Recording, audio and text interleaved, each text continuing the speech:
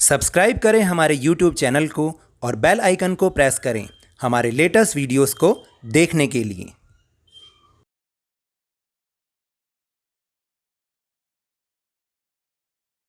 Hello and welcome to Lavneesh sir की class.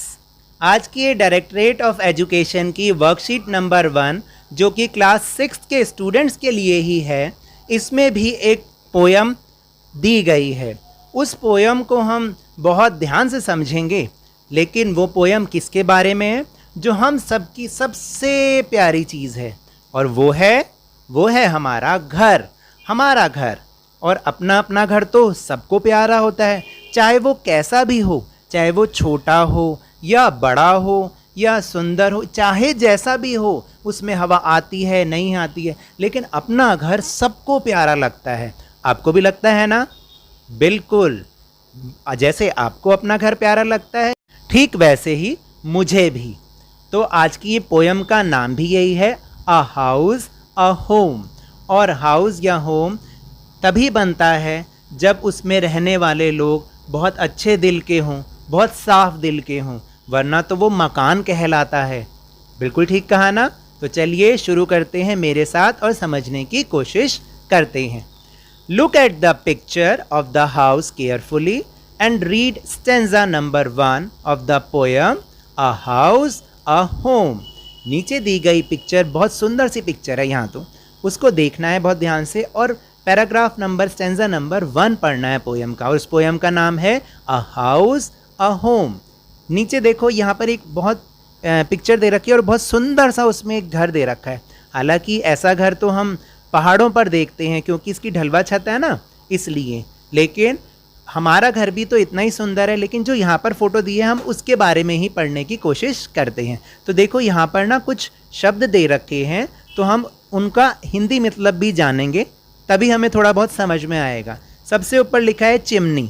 Chimney तो सब जानते हैं, ताकि एक्चुअली क्या होता है, जहाँ पर सर्दियाँ बहुत ज़्यादा होती हैं वहाँ पर घर में एक अलाव होता है, अलाव जहाँ पर हम लकड़ियाँ गर्म करते हैं और उस घर को हम गर्म रखते हैं, और लेकिन उसकी धुआं निकलेगी कहाँ से? चिमनी से निकलेगी।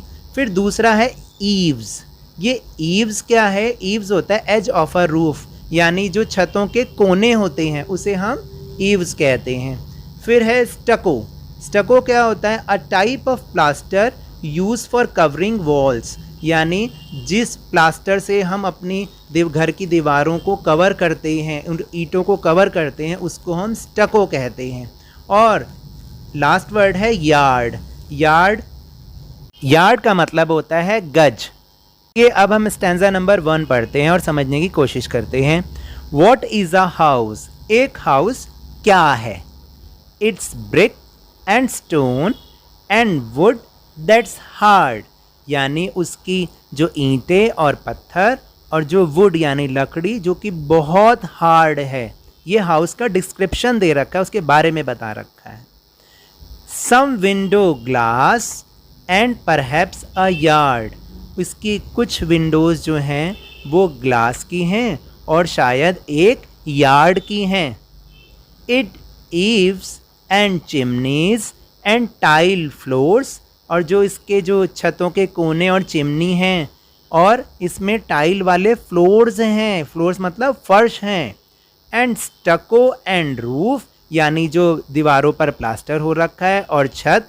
एंड लॉट्स ऑफ डोर्स, और बहुत सारे इसमें डोर्स भी हैं। तो इसका मतलब ये बहुत एरी है, बहुत बिग भी है ना? तो और ब्यूटीफुल भी कह सकते हैं हम इसे। तो ये थी हमारी पोयम। अब इसी के ऊपर बेस हम क्वेश्चन आंसर्स करते हैं। तो फर्स्ट क्वेश्चन है, based on your reading of the stanza complete the following sentences. यानी अभी जो ऊपर हमने पैराग्राफ स्टेंजा पढ़ा, उसको फिर हमने इन जो नीचे सेंटेंसेस लिखे हैं उनके फिलिंग द ब्लैंक्स को उसी में से कंप्लीट करना है। तो चलिए मेरे साथ इसको समझने की कोशिश करें। सेंटेंस है, a house is made up of BRICS, और 2 फिलिंग द ब्लैंक्स दे रखे हैं, बाकी लिखा है विंडो एंड ग्लासेस। तो बीच में अगर हम पढ़ें तो ऊपर ही, आप जब ऊपर फर्स्ट लाइन पढ़ेंगे तो आपको पता चलेगा कि इसमें क्या आएगा, स्टोन एंड वुड।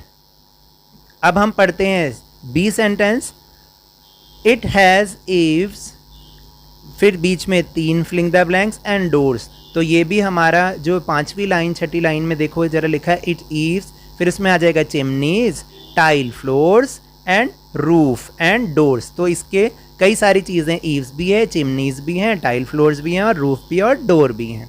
अब चलते हैं हम अपने क्वेश्चन नंबर 2 पर। I love my house, it is, 2 यहाँ पर फिलिंग द ब्लैंक्स दे रखे हैं और नीचे कुछ वर्ड्स हैं, इसमें से ही आपको चूज़ करना है।